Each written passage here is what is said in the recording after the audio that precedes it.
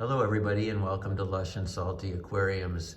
And actually we're not at Lush and Salty Aquariums per se, we're at the Chicago School of Music or Chicago Music School, where I am setting up or helping to bring back to life this 55-gallon freshwater aquarium system, which if you watch the previous video was in a shambles, disarray. It was basically one glowfish, some gravel, and an unchanged filter through the pandemic. And the glass was algae ridden, everything you would expect. The good news was that because that filter was running with only one refugee glowfish, it did keep the tank quote unquote cycled, and that it wasn't a toxic brew of just still water, and so I could begin the foundation with that.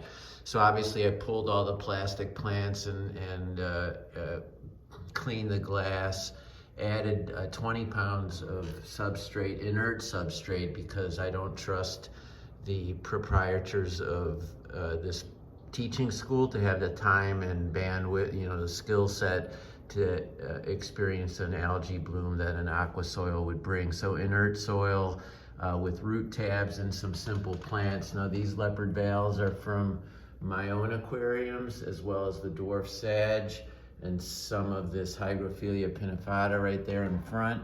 And then I've got Lemonphilia sissiflora and Pogostemon octopus, which is doing great. So it's been about 4 days since I planted those. They'd be doing even better, but when I came in, the temperature was at about 86. And I had turned that thermometer down. I see the lights on now. I think that heater is a problem. I'm not sure.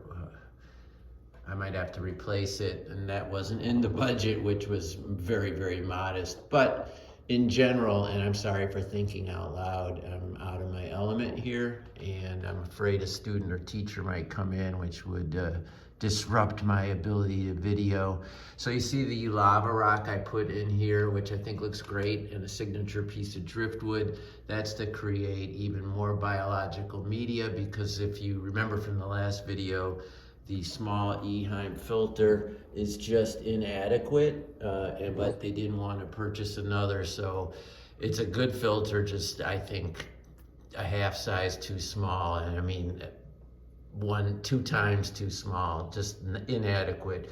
So I supplemented it with a sponge filter that will both provide aeration and supplemental filtration, the black lava rock, and we're going to hope for the best on this, and I'll, have a lot of plants, and all those things might enable us to be able to get away with having subpar filtration. The light's okay. I'm not sure, it's a safe light, or it's some off brand that I haven't really heard of, with let me see where it is. Actually, it's a safe light I see there. So it's got all these controls that are wonky from 5 or 6 years of just sitting and gathering dust.